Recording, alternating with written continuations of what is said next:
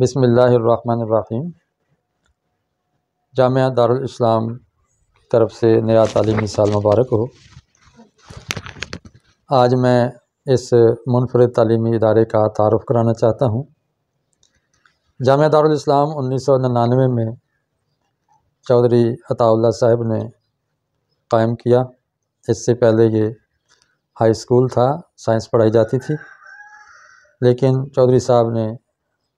Professor عطا اللہ چودھری صاحب نے تجویز پیش کی یہاں کے ٹرسٹی حضرات کو کہ یہ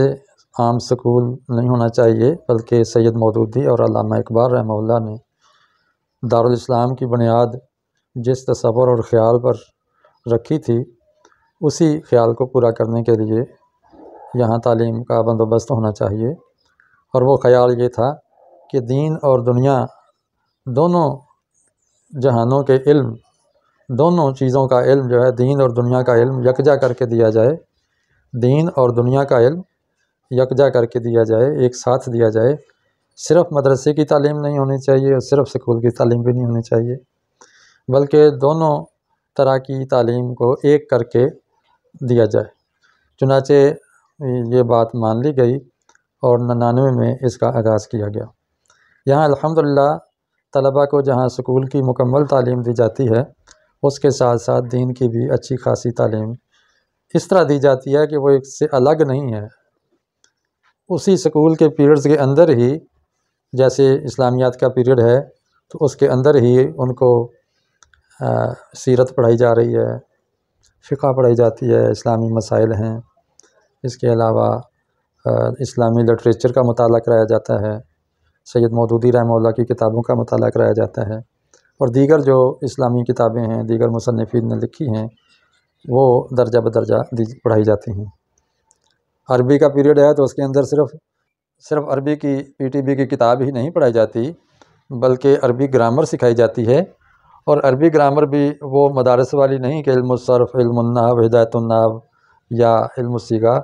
اس کی بجائے جماعت اسلامی کے بہت ہی پائے کے ایک عربی دان مسعود عالم ندوی رحمۃ اللہ علیہ اور ان کے شاگرد عاصم الحداد نے جو عام لوگوں کے لیے بھی اور مدارس کے طلباء کے لیے ایک جدید انداز سے کتاب مرتب کی ہے، مبادئ ترجمۃ العربیہ اور الترجمۃ العربیہ، وہ پڑھائی جاتی ہے، جس کے اندر پہلے قاعدہ بتایا جاتا ہے، پھر اس کی مشقیں کرائی جاتی ہیں، عربی سے اردو، اردو سے عربی، اور مختلف دیگر سرگرمیاں بھی ہوتی ہیں۔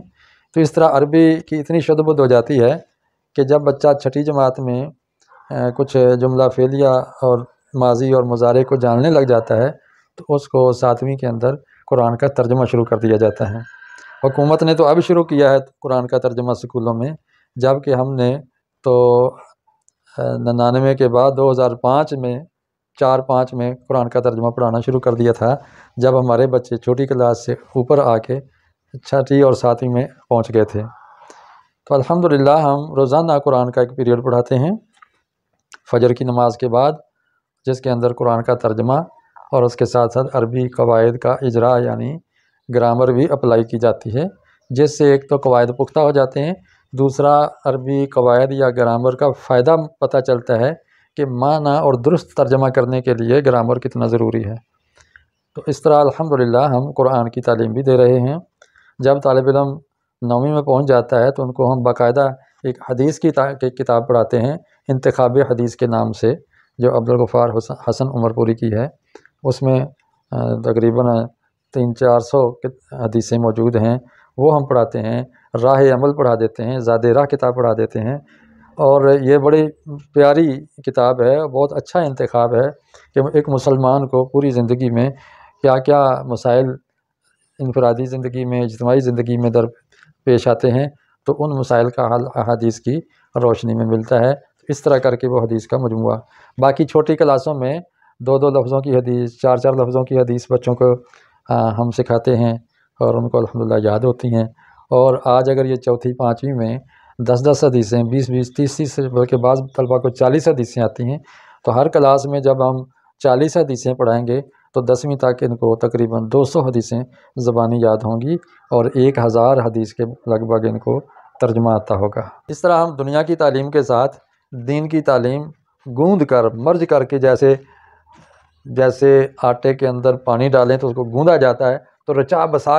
بسا کر ہم بچے کے دماغ میں دین کو بھی اتارتے ہیں۔ اور الحمدللہ اسکول کی تعلیم میں بھی ہمارے بچے پیچھے نہیں ہوتے، اور مدرسے کی تعلیم بھی 10ویں تک اتنی ہو جاتی ہے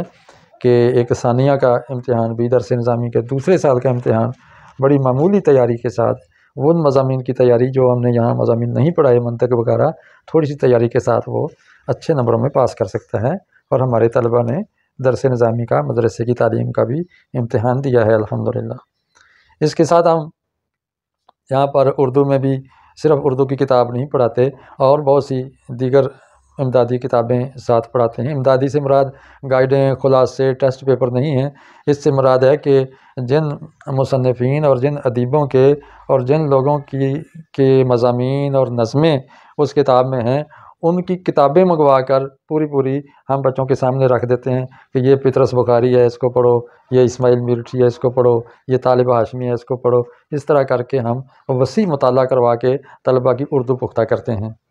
اس طرح یہاں خوش خطی پر خاص توجہ ہے، بچے کو ہم باقاعدہ خوش خطی کا پیریڈ دیتے ہیں، اس میں طلبہ خوش خطی سیکھتے ہیں، املا سیکھتے ہیں، اور ان کی اردو پختہ ہوتی ہے۔ لائبریری پیریڈ ہوتا ہے جس میں طلبہ گروپوں میں بیٹھ کر، اسراجات میں بیٹھ کے منظم طریقے سے مطالعہ کرتے ہیں، اور ان کی الگ سے لائبریری ہے جو ان کی عمر کے مطابق، ذہنی سطح کے مطابق مرتب کی گئی ہے۔ اسراجات، درس حدیث اور درس قرآن اور تلاوت کی مشق ہم کرواتے ہیں۔ ہر بچہ ہمارا اسٹیج پہ آنے کے قابل ہو، اس کے لیے لیڈرشپ پروگرام جو ہمارا جاری ہے، لیڈرشپ پروگرام، وہ ہے عشاء کی نماز کے بعد 15 منٹ کا ایک حلقہ قائم ہوتا ہے۔ ایک مختلف حلقہ جات میں طلبہ بیٹھ جاتے ہیں، ایک بچہ درس قرآن دیتا ہے، ایک درس حدیث دیتا ہے، ایک تلاوت کرتا ہے۔ اس سے بچے میں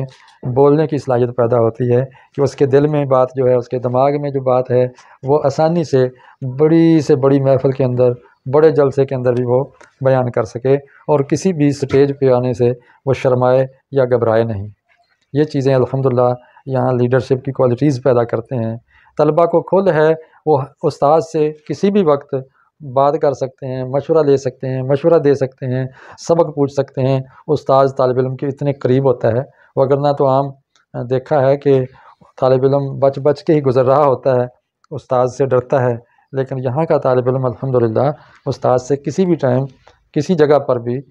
مل سکتا ہے۔ وہ اپنے بڑے بھائیوں کی طرح ان کو سمجھتے ہیں،